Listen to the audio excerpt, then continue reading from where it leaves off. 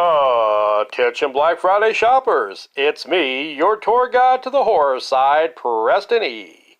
Since it's Black Friday, we are going to look at hordes of zombies mindlessly overtaking a mall, which is somewhat less horrific than your typical hordes of Black Friday shoppers. Let's do this! Oh! George A. Romero's classic black and white nihilistic Night of the Living Dead gets a sequel 10 years later with the live and in deadly color Dawn of the Dead. At this point, the zombie apocalypse has spread in terrifying numbers, with the cities, towns, and countries being overran by the undead masses. A couple who work in a TV news station flee from the station as Flyboy Steven, played by Dave Emge, urges Fran, played by Galen Ross, that they need to escape for survival. By the way, did I mention that Steve the Flyboy was all flyboy and knocked up his girlfriend Fran? Perhaps murderous zombies is the least of his problems in this apocalypse. Meanwhile, two SWAT team members are across town raiding a low-income housing apartment as Roger, played by Scott Reiniger, and Peter, played by Ken Foree, try to maintain order while eliminating zombies. Roger persuades Peter to join his buddy Flyboy and his buddy Flyboy's main squeeze friend in the news helicopter to escape to a safer place. But first, they must make a pit stop to get fuel for their helicopter at an abandoned airfield when they run into creepy zombie children and a zombie lurch who gets a little taken off the top. Yeah, what's up? How can I help you, pal? I love you this much. Oh, I just wanted a hug, George. Dang, I'm glad I'm short. Ow! That's gonna leave a mark. The actor who played that particular zombie, by the way, got the role because he was tall enough to walk into the helicopter blades. I don't care who you are, that's acting commitment. You would totally screw up your hairdo, girlfriend. Anyway, our four heroes fly away and find an abandoned shopping center, which is the Monroeville Mall, which you can actually still visit to this day in Monroeville, Pennsylvania. There, I got a plug-in for you. Send the money.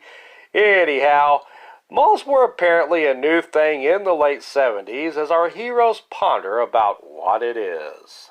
What the hell is it? Looks like a shopping center, one of those big indoor malls. Our heroes land on the roof of the mall to discover that there are swarms of zombies both inside and outside the mall as they peer through the atrium.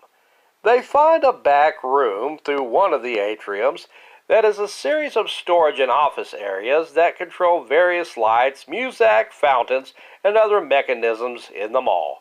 Except they have one problem. How do we get down there?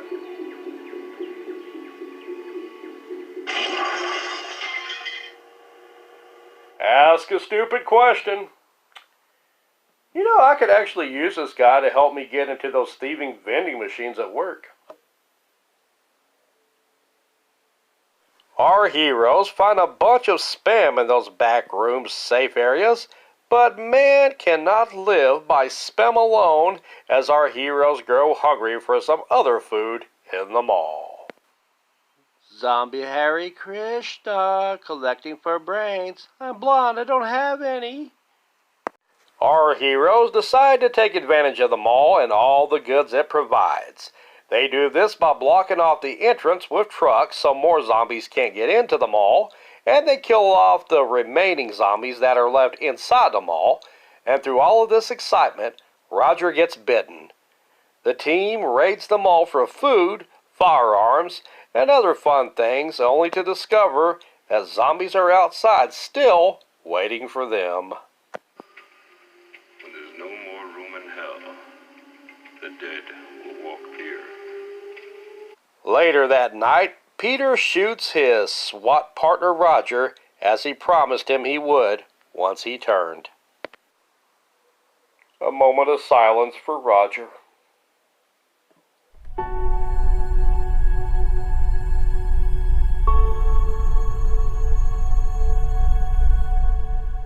And then there were 3.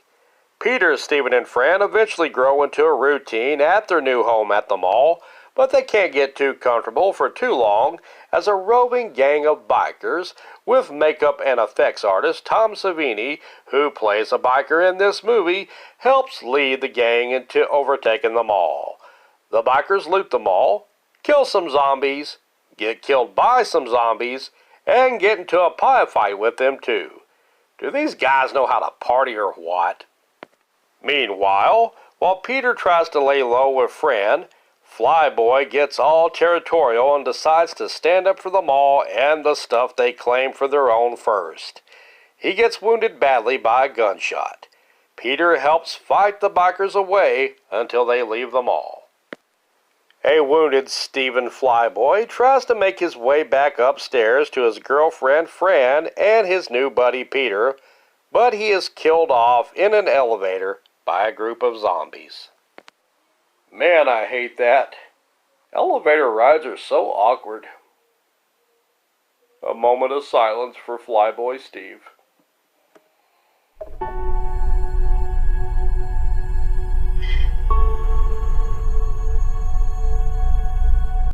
And then there were 2. Peter and Fran make plans to escape the mall in the helicopter, as Fran smartly got Steven to give her flying lessons before her boyfriend became Zombie Brunch. However, as Fran is getting ready to go to the roof to escape, Peter tells her he wishes to stay at the mall because they got great munchies there and a cool arcade and stuff inside. Nah, I'm kidding.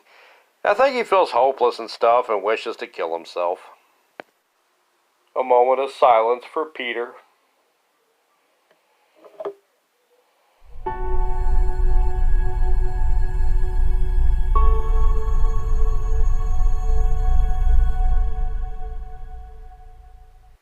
Never mind, looks like we are going to get some survivors after all, as Peter changes his mind in the nick of time, fights off a horde of zombies, and leaps into the helicopter with Fran just as she's about to fly away.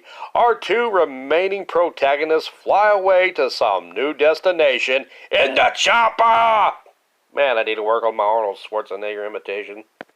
Now, there was originally plans for a darker ending to Dawn of the Dead, much like Night of the Living Dead, as director George A. Romero originally intended for Peter to kill himself in the final scene with the gun, as Fran would kill herself by standing up into the blades of the helicopter. However, Romero changed his mind and thankfully decided to let Fran and Peter live instead, as he felt killing off all the protagonists in this movie, like Night of the Living Dead, wasn't the right fit for this movie, since Dawn of the Dead was more of an action-adventure with zombies that deserved more of an uplifting ending, as opposed to the more direct dark horror feel of Night of the Living Dead. I feel as though Romero made the right call, as this movie has a gaudy, party-like comic book atmosphere that felt right for the late 70s, while Night has a more dark, nihilistic feel for the late 60s uncertainties and upheavals. Well, that about does it for me. Please like, subscribe, and share. I've been Preston E. Garrison, and I think I'm just going to skip Black Friday this year and shop on Cyber Monday instead. Hope the rest of you all who shop at the mall have a ball. How do we get down there?